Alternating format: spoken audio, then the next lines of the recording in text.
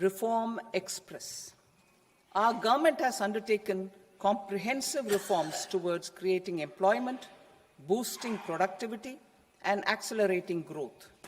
After the Prime Minister's announcement on Independence Day in 2025, over 350 reforms have been rolled out.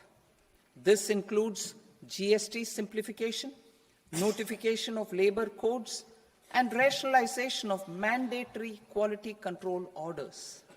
High-level committees have been formed, and in parallel, the central government is working with the state governments on deregulation and reducing compliance requirements. The Reform Express is well on its way and will maintain its momentum to help us fulfill our kartavya.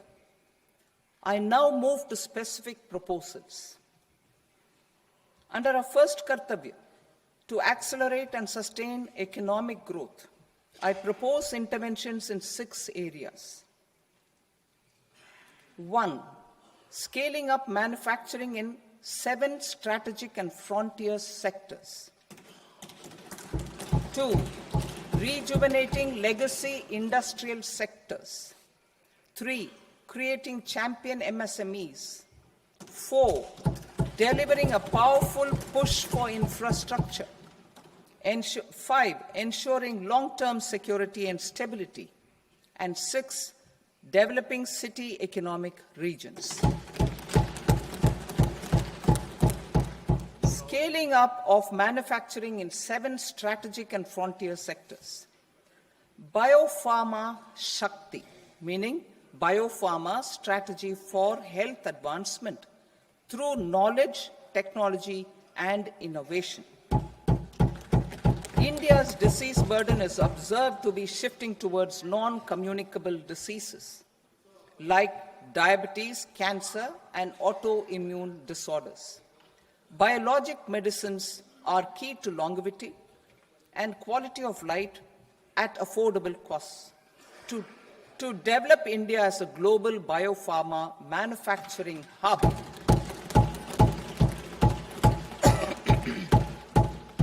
I propose the Biopharma Shakti with an outlay of 10,000 crores over the next 5 years.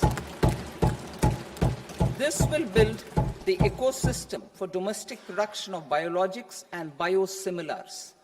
The strategy will include a biopharma-focused network with 3 new national institutes of pharmaceutical education and research, popularly known as NIPERs, and upgrading 7 existing ones. It will also create a network of 1,000 accredited India clinical trials sites.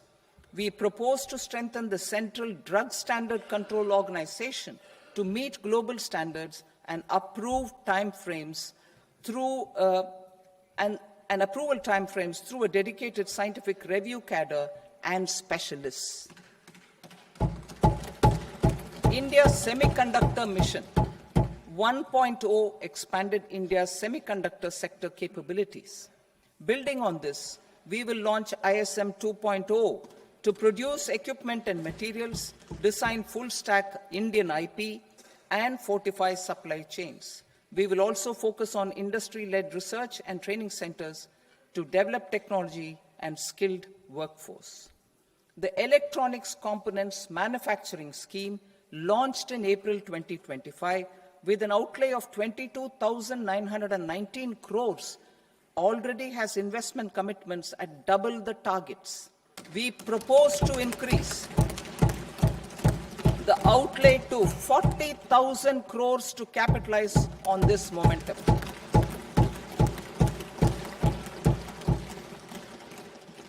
A scheme for rare earth permanent magnets was launched in 2025 November. We now propose to support the mineral-rich states of Odisha, Kerala, Andhra Pradesh, and Tamil Nadu to establish dedicated rare earth corridors to promote mining, processing, research, and manufacturing. To enhance domestic chemical production and reduce import dependency, we will launch a scheme to support states in establishing 3 dedicated chemical parks through challenge route on a cluster-based plug-and-play model. Strong capital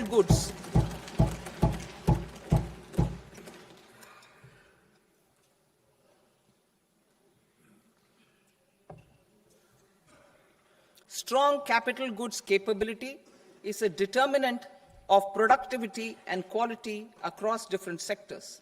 Towards building this capacity, I propose the following. High-tech tool rooms will be established by central public sector enterprises at 2 locations as digitally enabled automated service bureaus that locally design, test, and manufacture high-precision components at scale and at lower cost. 2, a scheme for enhancement of construction and infrastructure equipments will be introduced to strengthen domestic manufacturing of high value and technologically advanced CIE. This can range from lifts in a multi-storied apartment or firefighting equipment in multiplexes, large or small, and to tunnel boring equipments for building metros and high-altitude roads. I also propose a scheme for container manufacturing to create a globally competitive container manufacturing ecosystem with a budgetary allocation of 10,000 crores over a 5-year period. For the labor-intensive textile sector, I propose an integrated program with 5 subparts. 1, the National Fiber Scheme for self-reliance in natural fibers, such as silk, wool, and jute, man-made fibers, and new-age fibers. Textile expansion and employment scheme to modernize traditional clusters with capital support for machinery, technology upgradation, and common testing and certification centers. 3, the National Handloom and Handicraft Program to integrate and strengthen existing schemes and ensure targeted support for weavers and artisans. Tex Eco Initiative to promote globally competitive and sustainable textiles and apparels. Samarth 2.0 to modernize the upgrade the textile skilling ecosystem through collaboration with industry and academic institutions. Further, I propose to set up mega textile parks in challenge mode. They can also focus on bringing value addition to technical textiles. I propose to launch the Mahatma Gandhi Gram Swaraj initiative to strengthen khadi, handloom, and handicrafts. This will help in global market linkage and branding.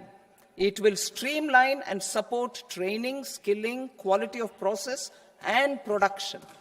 This will benefit our weavers, village industries, One District, One Product ODOP initiative, and also our rural youth. India has the potential to emerge as a global hub for high-quality, affordable sports goods. I propose a dedicated initiative for sports goods that will promote manufacturing, research, and innovation in equipment design, as well as material sciences. Rejuvenation of legacy industrial clusters. I propose to introduce a scheme to revive 200 legacy industrial clusters to improve their cost competitiveness and efficiency through infrastructure and technology upgradation. Creating champion SMEs and supporting micro enterprises. Recognizing MSMEs as a vital engine of growth, I propose a 3-pronged approach to help them grow as champions. Equity support. I propose to introduce a dedicated 10,000 crores SME growth fund to create future champions, incentivizing enterprises based on select criteria. I also propose to top up the Self-Reliant India Fund set up in 2021 with 2,000 crores to continue support to micro enterprises and maintain their access to risk capital. Liquidity support. With TREDS, more than 7 lakh crore has been made available to MSMEs. To leverage its full potential, I propose 4 measures. 1, mandate TREDS as the transaction settlement platform for all purchases from MSMEs by CPSEs, serving as a benchmark for other corporates. 2, introduce a credit guarantee support mechanism through CGT-MSE for invoice discounting on TREDS platform. 3, link GEM with TREDS for sharing information with financiers about government purchases from MSMEs, encouraging cheaper and quicker financing. 4, introduce TREDS receivables as asset-backed securities, helping develop a secondary market, enhancing liquidity and settlement of transactions. Professional support. Government will facilitate professional institutions such as the ICAI, ICSI, ICMAI to design short-term modular courses and practical tools to develop a cadre of corporate mitras, especially in Tier 2 and Tier 3 towns. These accredited para-professionals will help MSMEs meet compliance requirements at affordable costs.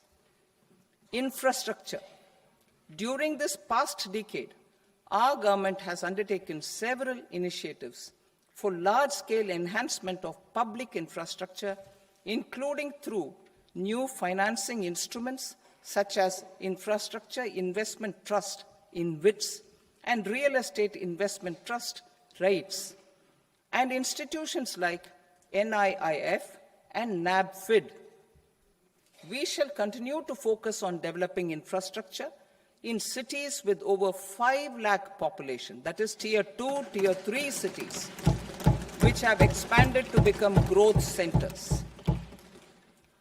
Public capital expenditure has increased manifold from 2 lakh crore in 2014-15 to an allocation of 11.2 lakh crore in BE 25-26.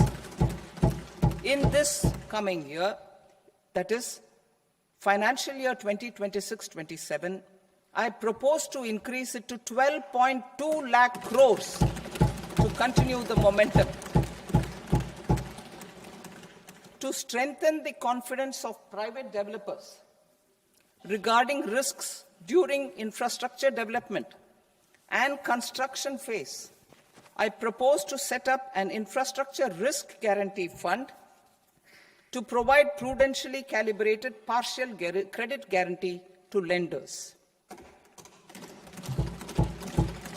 Over the years, REITs have emerged as a successful instrument for asset monetization. I propose to accelerate recycling of significant real estate assets of the CPSEs through the setting up of dedicated REITs.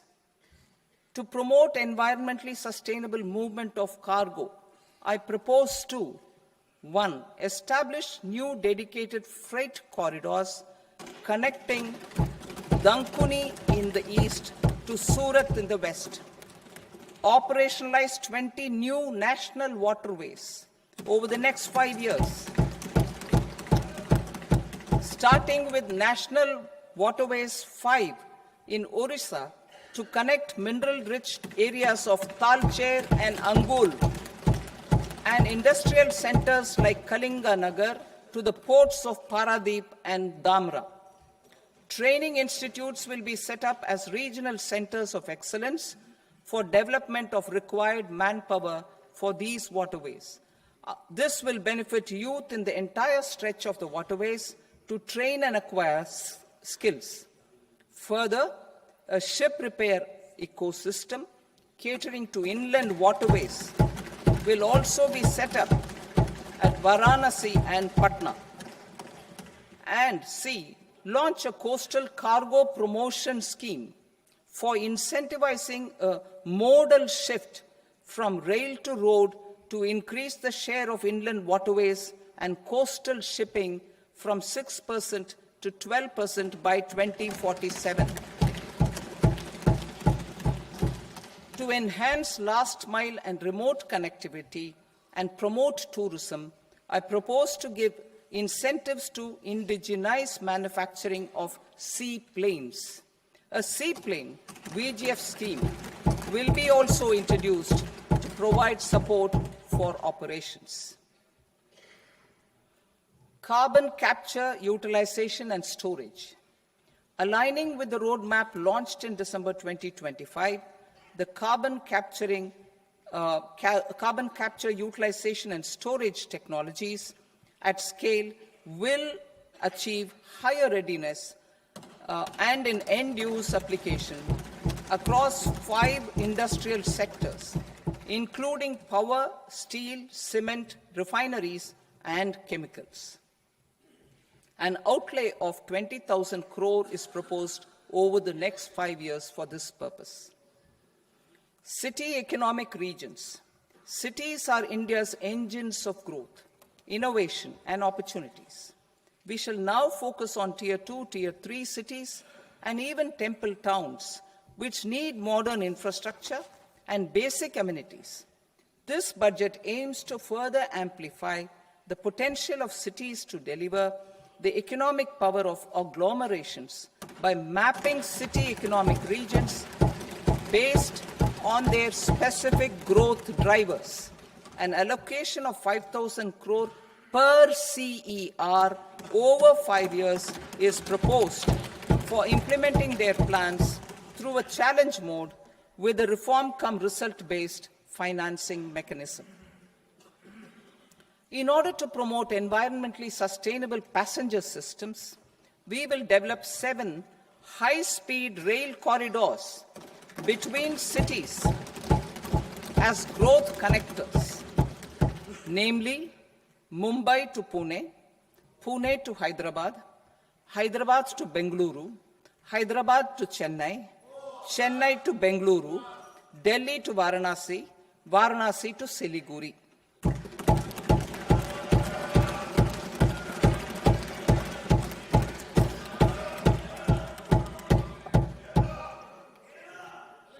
Financial sector.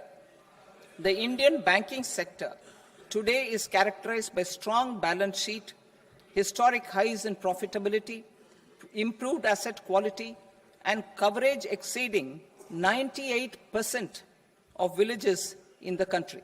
At this juncture, we are well placed to futuristically evaluate the measures needed to continue on the path of reform-led growth of this sector.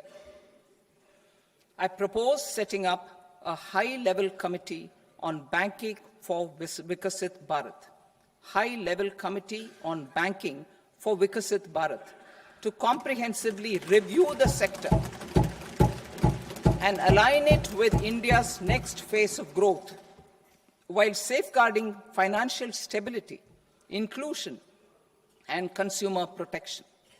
The vision for NBFCs for Vikasit Bharat has been outlined with clear targets for credit disbursement and technology adoption in order to achieve scale and improve efficiency in the public sector NBFCs. As a first step, it is proposed to restructure the Power Finance Corporation and Rural Electrification Corporation.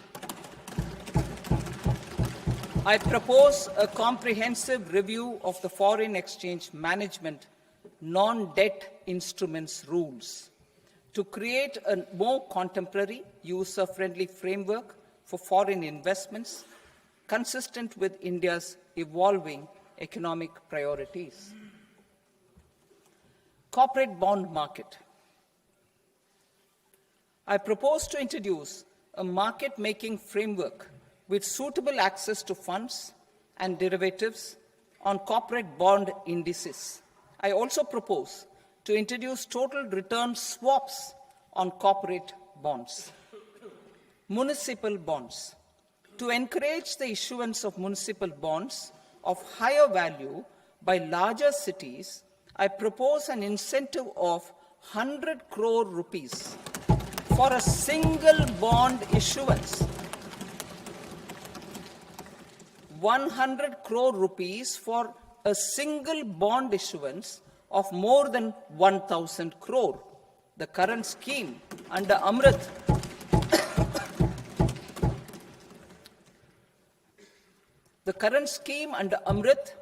which incentivizes issuances up to 200 crores only, will also continue to support smaller and medium towns. That will also continue to support the smaller and medium towns. Ease of doing business. Individual persons resident outside India, PROI, will be permitted to invest in equity instruments of listed Indian companies through the Portfolio Investment Scheme.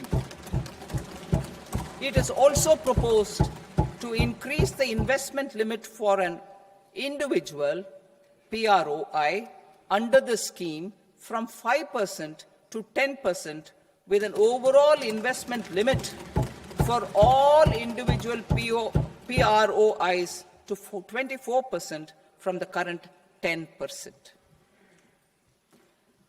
Emerging technologies including AI. 21st century is technology-driven. Adoption of technology is for the benefit of all people. Farmers in the field, women in STEM, youth keen to upskill, and Divyangjan to access newer opportunities. The government has taken several steps to support new technologies through AI Mission, National Quantum Mission, Anusandhan National Research Fund, and Research and Development and Innovation Fund. Our second kartavya is to fulfill aspirations and build capacities. Close to 25 crore individuals have come out of multi-dimensional poverty through a decade of our government's sustained and reform-oriented efforts.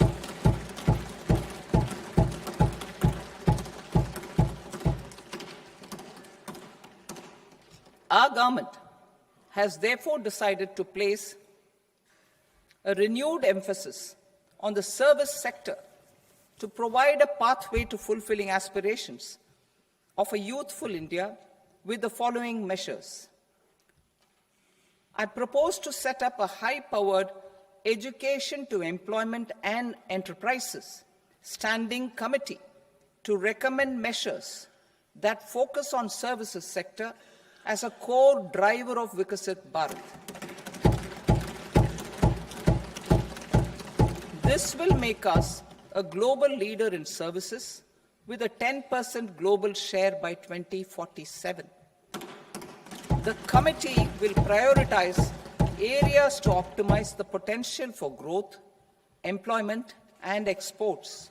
They will also assess the impact of emerging technologies, including AI, on jobs and skill requirements and propose measures thereof. To create a range of skilled career pathways, a new range of skilled career pathways for our youth, I propose interventions in the following sectors. Health. Existing institutions for allied health professionals will be upgraded and new AHP institutions established in private and government sectors. This will cover 10 selected disciplines, including optometry, radiology, anesthesia, OT technology, applied psychology, and behavioral health, and add 1 lakh AHPs over the next 5 years. A strong care system covering geriatric and allied care services will be built. A variety of NSQF-aligned programs will be developed to train multi-skilled caregivers, combining core care and allied skills such as wellness, yoga, and operation of medical assistive devices. In the coming year, 1.5 lakh caregivers will be trained.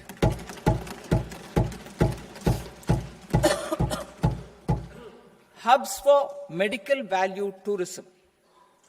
To promote India as a hub for medical tourism services, I propose to launch a scheme to support states in establishing 5 regional medical hubs in partnership with the private sector.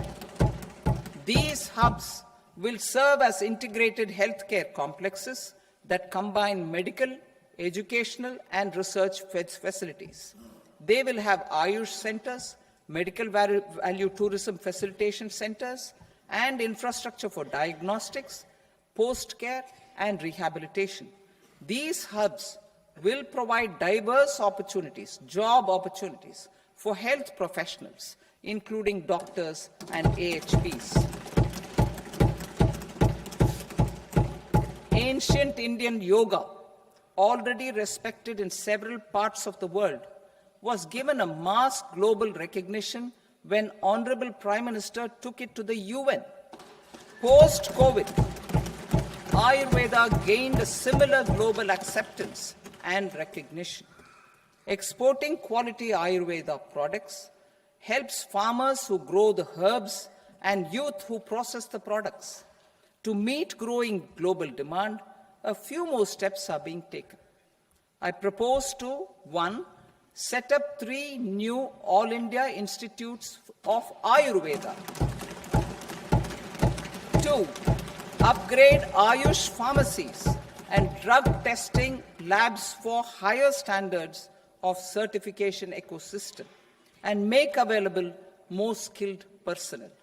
3, upgrade the WHO Global Traditional Medicine Center in Jamnagar to bolster evidence-based research, training, and awareness for traditional medicine.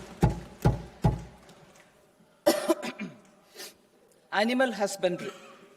Livestock contributes to close to 16% of farm income, including of poor and marginal households. To scale up availability of veterinary professionals by more than 20,000, I propose to roll out a loan-linked capital subsidy support scheme for establishment of veterinary and para-veterinary colleges, veterinary hospitals, diagnostic laboratories, and breeding facilities in private sector. Collaboration between Indian and foreign institutions will also be facilitated. Orange economy. India's animation, visual effects, gaming, and comics sector, ABGC sector, is a growing industry projected to require 2 million professionals by 2030. I propose to support the Indian Institute of Creative Technologies, Mumbai, in setting up ABGC content creator labs in 15,000 secondary schools all over the country and 500 colleges. The Indian design industry is expanding rapidly, and yet there is a shortage of Indian designers. I propose to establish, through Challenge Route, a new National Institute of Design to boost design education and development in the eastern region of India. Education.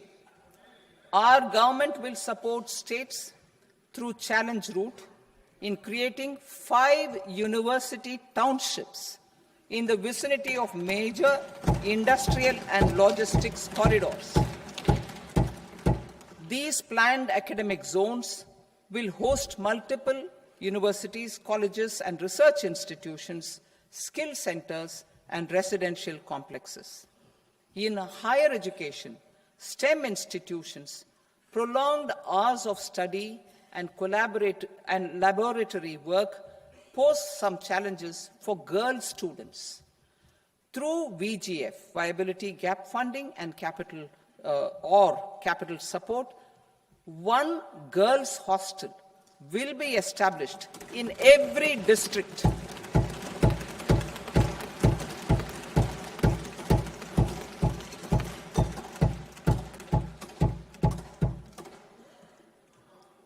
To promote astrophysics and astronomy via immersive experiences. 4 telescope infrastructure facilities will be set up or upgraded. The National Large Solar Telescope, the National Large Optical Infrared Telescope, the Himalayan Chandra Telescope, and the Cosmos 2 Planetarium. Tourism. The tourism sector has the potential to play a large role in the employment generation, forex earnings, and expanding the local economy. I propose to set up a National Institute of Hospitality by upgrading the existing National Council for Hotel Management and Catering Technology. It will function as a bridge between academia, industry, and government. I also propose a pilot scheme for upskilling 10,000 guides in 20 iconic tourist sites through a standardized, high-quality, 12-week training course in hybrid mode in collaboration with the Indian Institute of Management.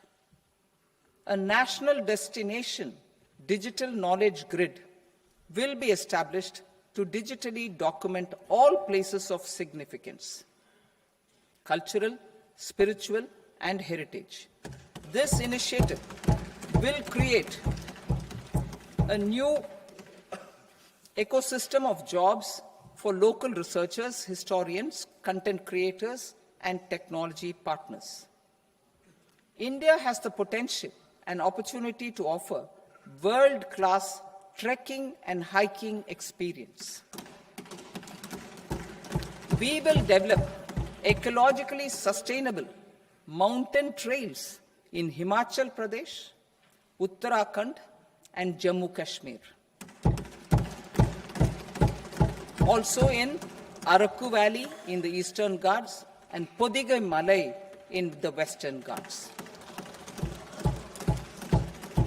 Turtle trails along key nesting sites in the coastal areas of Odisha, Karnataka, and Kerala.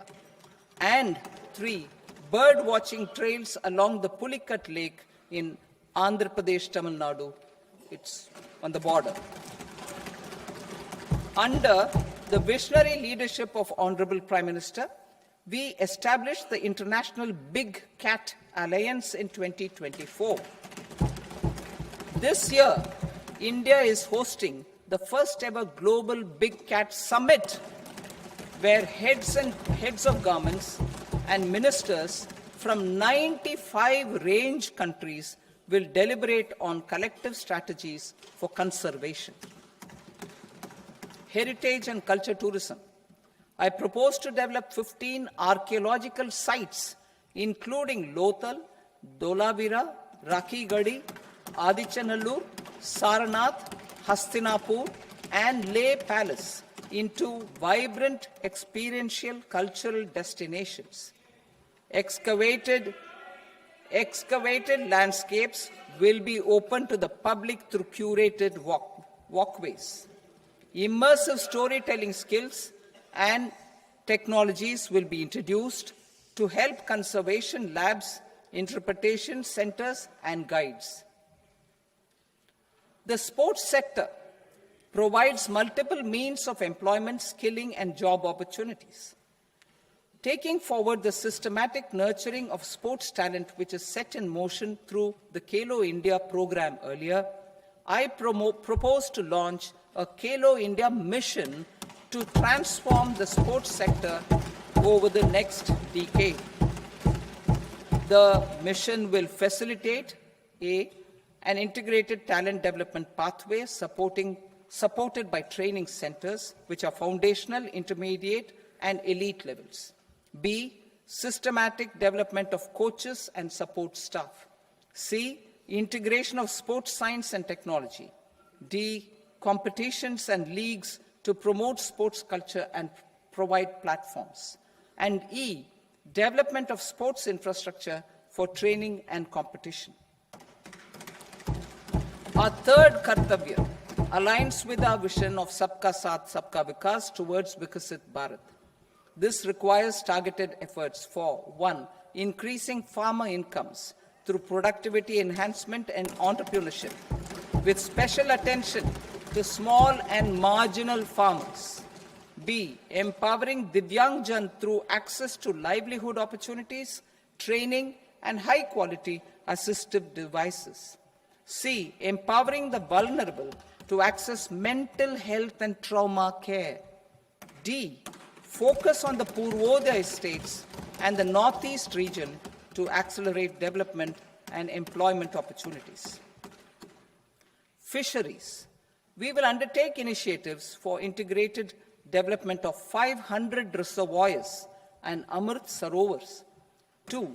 Strengthen the fisheries value chain in coastal areas and enable market linkages involving startups and women-led groups together with fish farmer producer organizations.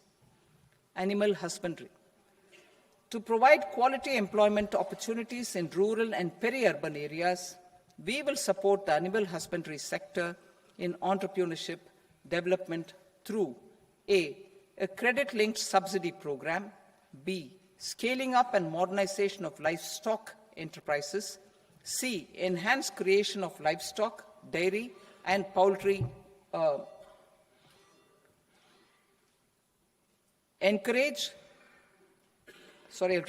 Enhanced creation of livestock, dairy, and poultry-focused integrated value chains.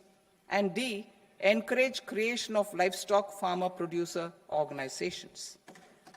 High-value agriculture.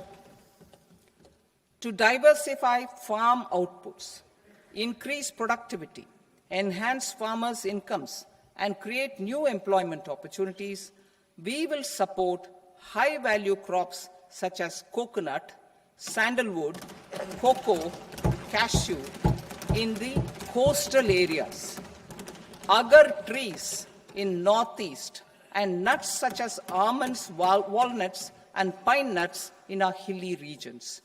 These, all of them, will be supported. India is the world's largest producer of coconuts. About 30 million people, including nearly 10 million farmers, depend on coconuts for their livelihood. To further enhance competitiveness in coconut production, I propose a coconut promotion scheme to increase production and enhance productivity through various interventions, including replacing and non-productive trees with new saplings or plants or varieties in major coconut growing states. A dedicated program is proposed for Indian cashew and cocoa to make India self-reliant in raw cashew and coconut production and processing, enhance export competitiveness, and transform Indian cashew and Indian cocoa into premium global brands by 2030. Sandalwood. Sandalwood is closely linked to India's social and cultural heritage. Our government will partner with state governments to promote focused cultivation and post-harvest processing to restore the glory of the Indian sandalwood ecosystem, to rejuvenate old, low-yielding orchards, and expand high-density cultivation of walnuts, almonds, and pine nuts. We will support a dedicated program to enhance farmer incomes and in bringing value addition by engaging youth. Bharat Vistar, that is, virtually integrated system to access agricultural resources. I propose to launch Bharat Vistar, a multilingual AI tool that shall integrate the AgriStack portals and the ICAR package on agricultural practices with AI systems. This will enhance farm productivity, enable better decisions for farmers, and reduce risk by providing customized advisory support. She Marts for rural women-led enterprises. Building on the success of Lakpati Didi program, I propose to help women take the next step from credit-linked livelihoods to being owners of enterprises. Self-help entrepreneur, She Marts will be set up as community-owned retail outlets within the cluster-level federations through enhanced and innovative financing instruments. Empowering Divyangjan. Divyangjan Kaushal Yojana. Information technology, AVGC sectors, hospitality and food and beverages sectors often offer task-oriented and process-driven roles which are suitable for Divyangjan. We will ensure dignified livelihood opportunities through industry-relevant and customized training specific to each Divyangjan group. Divyang Sahara Yojana. Timely access to high-quality assistive devices for all eligible Divyangjan is a fundamental need. I propose to 1. Support the Artificial Limbs Manufacturing Corporation of India, ALIMCO, to set up and to scale up production of assistive devices, invest in R&D and AI integration, strengthen PM Divyasha Kendras, and support setting up of assistive technology marts as modern retail style centers where Divyangjan and senior citizens can see, try and purchase assistive products. Reaffirming our commitment to mental health and trauma care. There are no national institutes for mental health care in North India.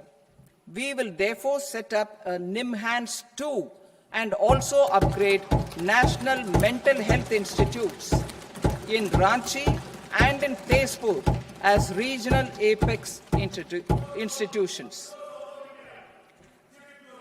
Emergencies expose families, particularly the poor and vulnerable, to unexpected expenditure. We will strengthen and increase these capacities by 50% in district hospitals by establishing emergency and trauma care centers. Focus on Purvodaya states and northeastern regions. Purvodaya. I propose the development of an integrated East Coast industrial corridor with a well-connected node at Durgapur, creation of 5 tourism destinations in 5 Purvodaya states, and the provision of 4,000 e-buses. Buddhist sites in northeastern region. The northeastern region is a civilizational confluence of Theravada and Mahayana or Vajrayana traditions. I propose to launch a scheme for development of Buddhist circuits in Arunachal Pradesh, Sikkim, Assam, Manipur, Mizoram, and Tripura. The scheme will cover preservation of temples and monasteries, pilgrimage interpretation centers, connectivity, and pilgrim amenities. 16th Finance Commission. On 17th November 2025, the 16th Finance Commission submitted its report to the President. As mandated under Article 281 of the Constitution, the government is to lay the report along with the explanatory memorandum on the action taken report on the recommendations of the Commission in Parliament, which, Sir, Honourable Speaker, you have allowed me to do at the commencement of this session. The government has accepted the recommendation of the Commission to retain the vertical share of devolution at 41%. As recommended by the Commission, I have provided 1.4 lakh crores of rupees to the states for the year 2026-2027 as Finance Commission grants. These include rural and urban local body and disaster management grants. Fiscal consolidation. Government has been delivering on our fiscal commitments consistently without compromising on social needs. To strive towards accepted standards of fiscal management in Budget 25-26, I had indicated that the central government would target reaching a debt-to-GDP ratio of 50 plus or minus 1% by 2030-31. In line with this, the debt-to-GDP ratio is estimated to be 55.6% of GDP in BE 26-27, compared to 56.1% of GDP in RE 25-26. A declining debt-to-GDP ratio will gradually free up resources for priority sector lending and expenditure by reducing the outgo on interest payments. One of the main operational instruments for debt targeting is the fiscal deficit. I am happy to inform this august House that I fulfilled my commitment made in 2021-2022 to reduce fiscal deficit below 4.5% of GDP by 25-26. In RE 25-26, the fiscal deficit has been estimated at par with BE of 2025-26 at 4.4% of GDP. In line with the new fiscal prudence path of debt consolidation, the fiscal deficit in BE 26-27 is estimated to be 4.3% of the GDP.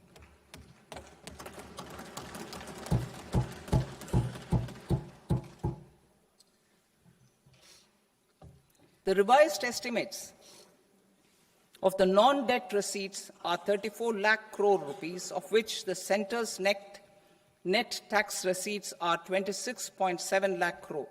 The revised estimate of the total expenditure is 49.6 lakh crore rupees, of which the capital expenditure is about 11 lakh crores. Budget estimates 2026 to 2027. Coming to 26-27, the non-debt receipts and the total expenditure are estimated as 36.5 lakh crore and 53.5 lakh crore respectively. The centre's net tax receipts are estimated at 28.7 lakh crore rupees. To finance the fiscal deficit, the net market borrowings from dated securities are estimated at 11.7 lakh crore rupees. The balance financing is expected to come from small savings and other sources. The gross market borrowings are estimated at 17.2 lakh crore rupees. I'll now move to Part B. Part B, direct taxes.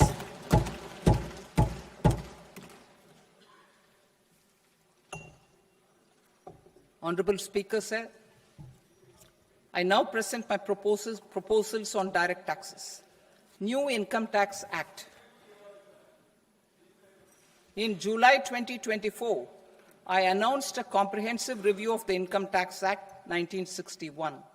This was completed in a record time, and the Income Tax Act 2025 will come into effect from 1st April 2026. The simplified income tax rules and forms will be notified shortly, giving adequate time to taxpayers to acquaint themselves with its requirements. The forms have been redesigned such that ordinary citizens can comply without difficulty. Ease of living.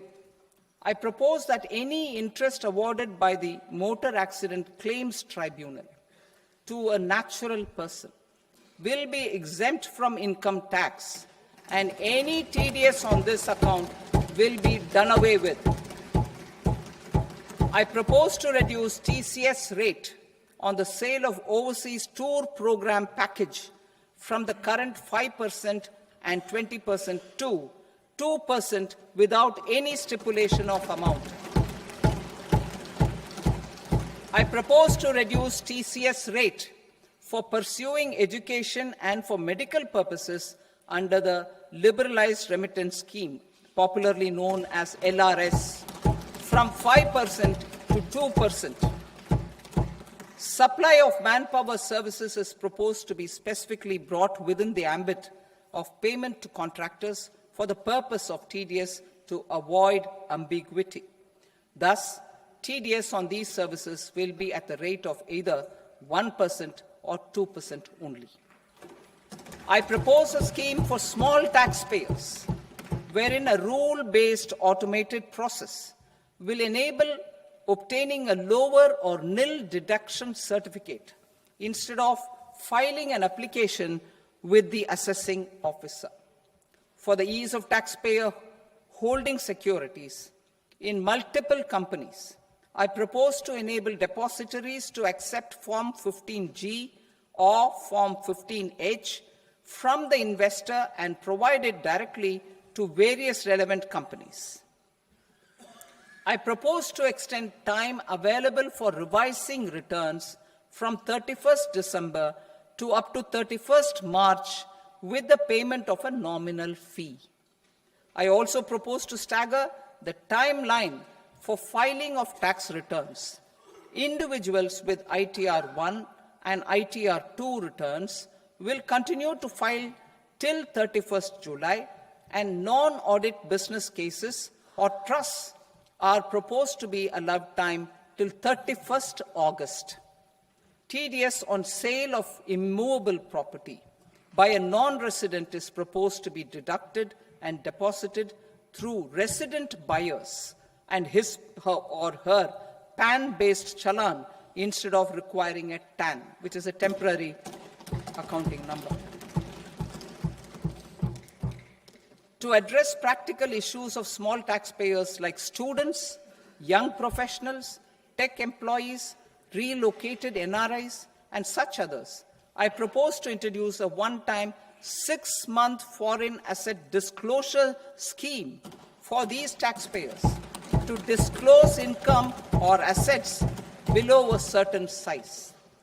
This scheme would be applicable for two categories of taxpayers, namely, A, who did not disclose their overseas income or assets, and B, who disclosed their overseas income and or paid due tax but could not declare the asset acquired.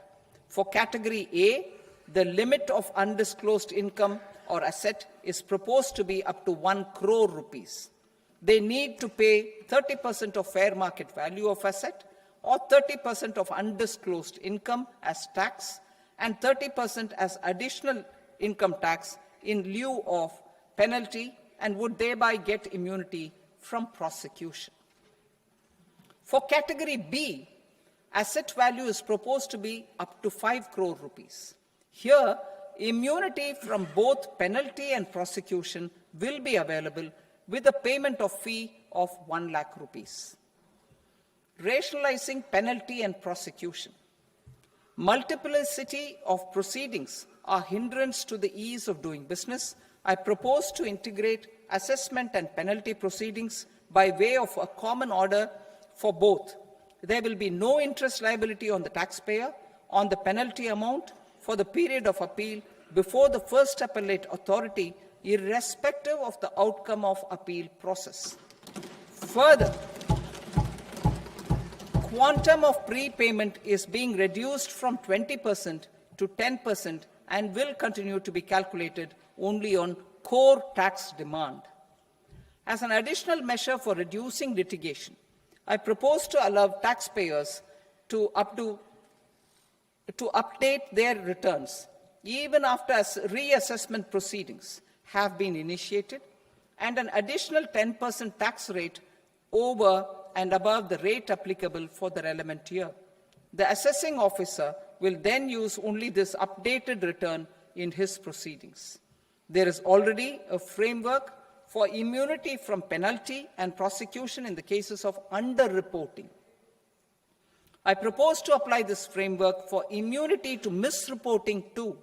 However, in such a case, the taxpayer will need to pay 100% of the tax amount as an additional income tax over and above the tax and interest due. Penalties for certain technical defaults, such as failure to get accounts audited, non-furnishing of transfer pricing audit report, and default in furnishing statement for financial transactions are proposed to be converted into fee.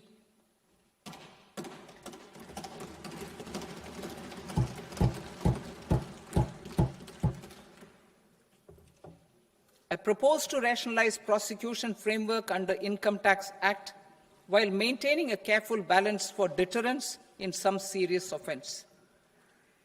Non-production of books of account and documents and requirement of TDS payment where payment is made in kind are being decriminalized. Further, minor offences will attract fine only. The remaining prosecutions will be graded commensurate with the quantum of offence. They will entail only simple imprisonment with maximum imprisonment reduced to 2 years and power to courts to convert even those into fines. There is no penalty. There is no penalty presently for non-disclosure of non-immovable foreign assets with aggregate value less than 20 lakh rupees. I propose to also provide them with immunity from prosecution with retrospective effect from 1/10/2024.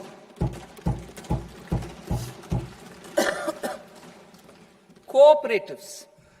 Deduction is already allowed to a primary cooperative society engaged in supplying milk, oilseeds, fruits or vegetables raised or grown by its members.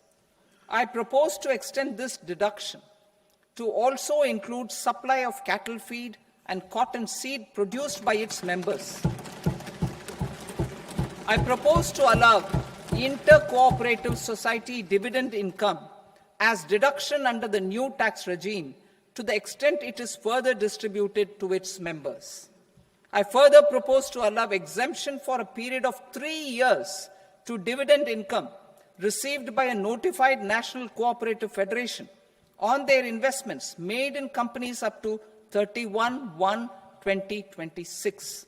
This exemption would be allowed only for dividends further distributed to its member cooperatives. Supporting IT sector as India's growth engine. India is a global leader in software development services, IT-enabled services, knowledge process outsourcing services, and contract R&D services relating to software development. These businesses and their segments are quite interconnected with each other. All these services are proposed to be clubbed under a single category of information technology services with a common safe harbor margin of 15.5% applicable to all. The threshold for availing safe harbor for IT services is being enhanced substantially from 300 crore rupees to 2,000 crore rupees. Safe harbor for IT services shall be approved by an automated rule-driven process without any need for tax officer to examine and accept the application. Once applied by an IT services company, the same safe harbor can be continued for a period of 5 years at a stretch at its choice. For IT services companies who want to conclude advanced pricing agreement, APA, I propose to fast-track unilateral APA process for IT services and endeavor to conclude it within a period of 2 years. The period of 2 years can be extended by a further period of 6 months on taxpayers' request. I propose to extend the facility of modified returns available to the entity entering APA to its associated entities also. Attracting global business and investment. Recognizing the need to enable critical infrastructure and boost investment in data centers, I propose provide I propose to provide tax holiday till 2047 to any foreign company that provides cloud services to customers globally by using data center services from India. It will, however, need to provide services to Indian customers through an Indian reseller entity. I also propose to provide a safe harbor of 15% on cost in case the company providing data center services from India is a related entity. To harness the efficiency of just-in-time logistics for electronic manufacturing, I propose to provide safe harbor to non-residents for component warehousing in a bonded warehouse at a profit margin of 2% of the invoice value. The resultant tax of about 0.7% will be much lower than in competing jurisdictions. To provide fillip to toll manufacturing in India, I propose to provide exemption from income tax for 5 years to any non-resident who provides capital goods, equipment, or tooling to any toll manufacturer in a bonded zone. To encourage vast pool of global talent to work in India for a longer period of time, I propose to provide exemption to global, non-India sourced income of a non-resident expert for a stay period of 5 years under notified schemes. I propose to provide exemption from minimum alternate tax, the MAT, to all non-residents who pay tax on presumptive basis. Tax administration. I propose to constitute a joint committee of Ministry of Corporate Affairs and Central Board of Direct Taxes for incorporating the requirements of income computation and disclosure standards, the ICDS, in the Indian Accounting Standards, Ind AS itself. Separate accounting requirement based on ICDS will be done away with from the tax year 27-28. To support Prime Minister Modi's vision of homegrown accounting and advisory firms to become global leaders, I propose to rationalize the definition of accountant for the purposes of safe harbor rules. Other tax proposals. Change in taxation of buyback was brought in to address the improper use of buyback route by promoters. In the interest of minority shareholders, I propose to tax buyback for all types of shareholders as capital gains. However, to disincentivize misuse of tax arbitrage, promoters will pay an additional buyback tax. This will make effective tax 22% for corporate promoters. For non-corporate promoters, the effective tax will be 30%.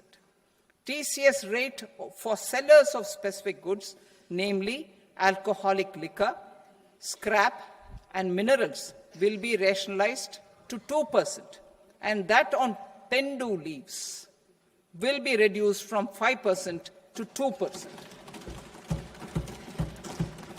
I propose to raise the STT on futures to 0.05% from the present 0.02%.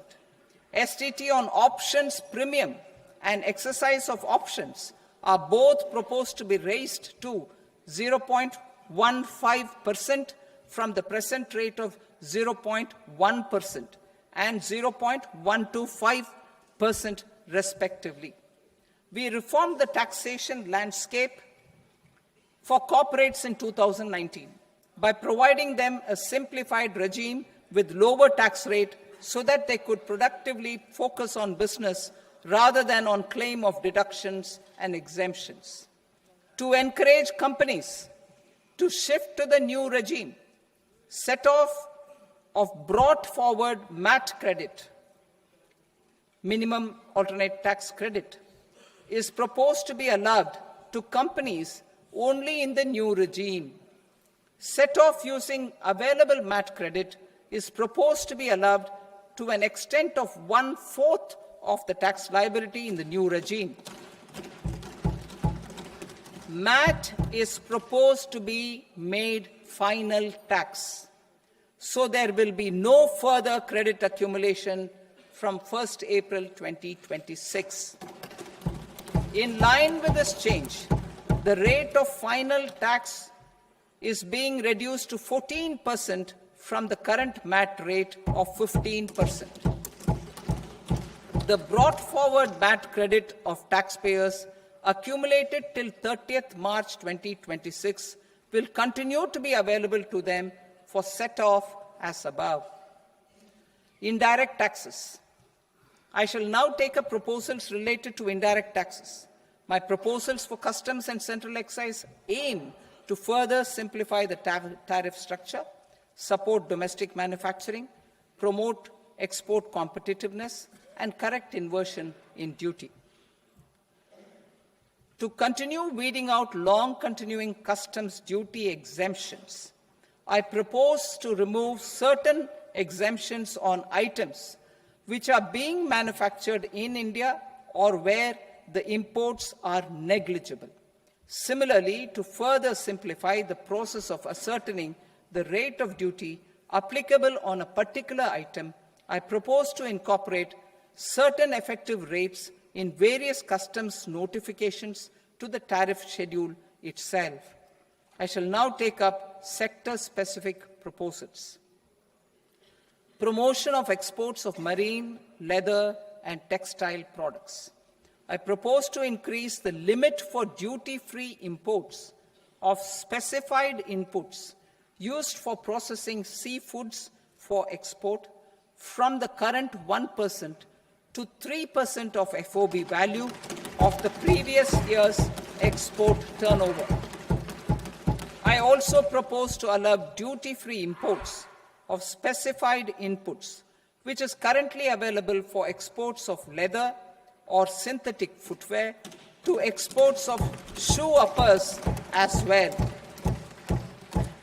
I propose to extend the time period for export of final product from the existing 6 months to 1 year for exporters of leather or textile garments, leather or synthetic footwear, and other leather products. Energy transition and security. I propose to extend the basic customs duty exemption given to capital goods used for manufacturing lithium-ion cells for batteries to those used for manufacturing lithium-ion cells for battery energy storage systems also. I propose to exempt basic customs duty on import of sodium antimonate for use in manufacture of solar glass. Nuclear power. I propose to extend the existing basic customs duty exemption on imports of goods required for nuclear power projects till the year 2035 and expand it for all nuclear plants irrespective of their capacity. Critical minerals. It is proposed to provide basic customs duty exemption to the import of capital goods required for the processing of critical minerals in India. Biogas blended CNG. I propose to exclude the entire value of biogas while calculating the central excise duty payable on biogas blended CNG. Civil and defense aviation. I propose to exempt basic customs duty on components and parts required for the manufacture of civilian training and other aircrafts. It is proposed to exempt basic customs duty on raw materials imported for the manufacture of parts of aircraft to be used in maintenance, repair, or overall requirements by units in the defense sector. Electronics. To deepen value addition in the consumer electronics sector, I propose to exempt basic customs duty on specified parts used in the manufacture of microwave ovens. Special economic zone to address the concerns arising about utilization of capacity by manufacturing units in the special economic zones due to global trade disruptions. I propose as a special one-time measure to facilitate sales by eligible manufacturing units in SEZs to the domestic tariff area at concessional rates of duty. The quantity of such sales will be limited to a prescribed proportion of their exports. Necessary regulatory changes will be undertaken to operationalize the measures while ensuring level playing field for the units working in the DTA. Ease of living. To rationalize the customs duty structure for goods imported for personal use, I propose to reduce the tariff rate on all dutiable goods imported for personal use from 20% to 10%. To provide relief to patients, particularly those suffering from cancer, I propose to exempt basic customs duty on 17 drugs or medicines.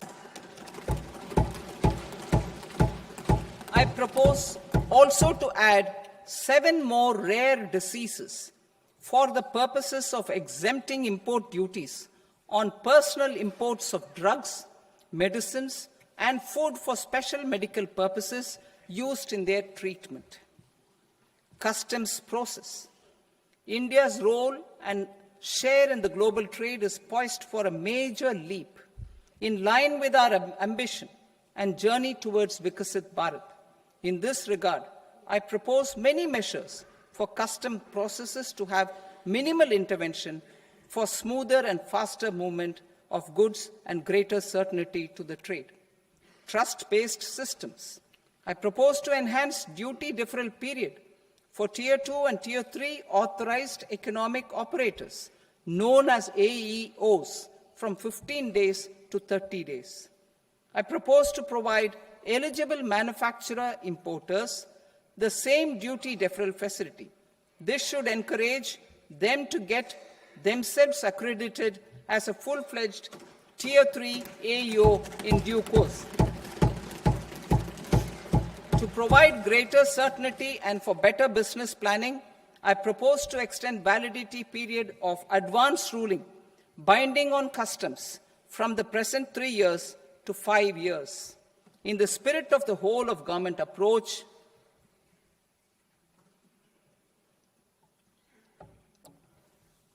government agencies will be encouraged to leverage AEO accreditation for preferential treatment in clearing their cargo. Regular importers with trusted, long-standing supply chains will be recognized in the risk system so that the need for verification of their cargo every time can be minimized. Export cargo using electronic sealing. Export cargo using electronic sealing will be provided through clearance from the factory premises to the ship. For import of goods not needing any compliance, filing of bill of entry by a trusted importer and arrival of goods will automatically notify customs for completing their clearance formalities. This will enable goods to be released immediately on arrival. The customs warehouse framework will be transformed into a warehouse operator-centric system with a self-declarations, electronic tracking, and risk-based audit. These reforms will move away from the current system of officer-dependent approvals and reduce transaction delays and compliance costs. Ease of doing business. Approvals required for cargo clearance from various government agencies will be seamlessly processed through a single and interconnected digital window by the end of the financial year. Processes involved in clearance of food, drugs, plant, and animal and wildlife products accounting for about 70% of interdicted cargo, will be operationalized on this system by April 2026 itself. For goods not having any compliance requirement, clearance will be done by customs immediately after online registration is completed by the importer, subject to the payment of duty. Customs integrated system will be rolled out in 2 years as a single integrated and scalable platform for all customs processes.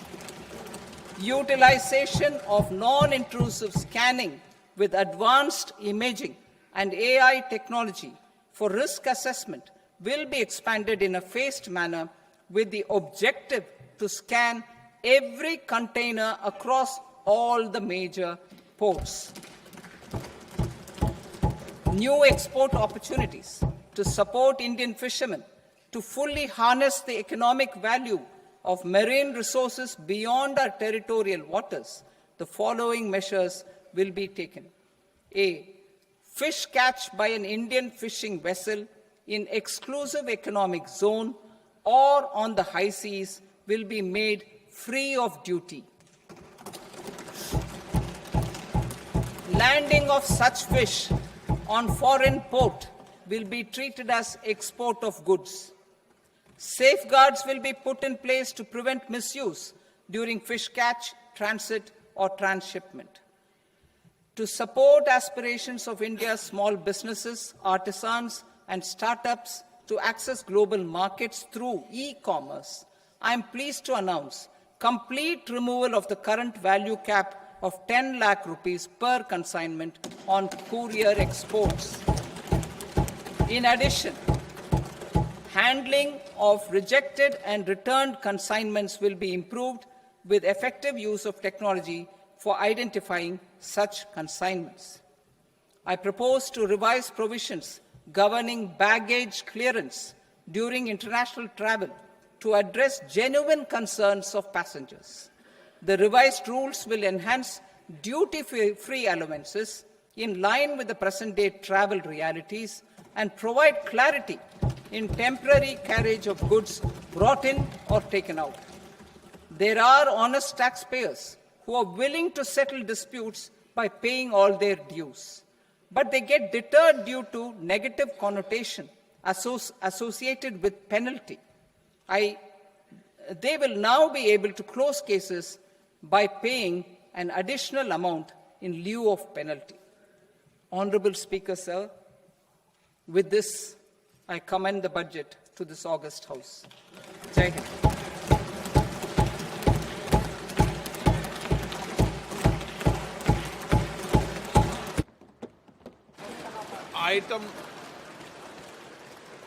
Item number 3, माननीय वित्त मंत्री जी. Honorable Finance Minister. Item number 2, sir. 3.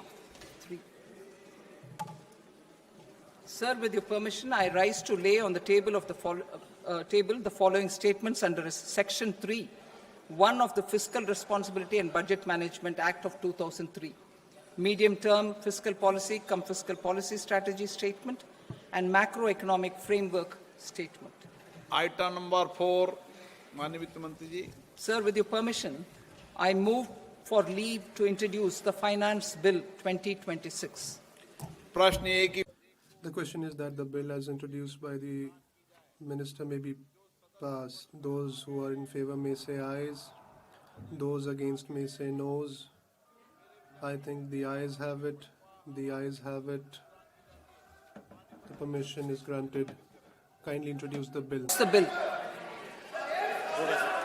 माननीय सदस्य. Honorable members, you are informed that the copy of the budget speech will be available at the publication counter, and the documents related to budget will also be provided on the member portal and mobile phones. The proceedings of the House are adjourned till 2nd of February 2026 till 11 a.m.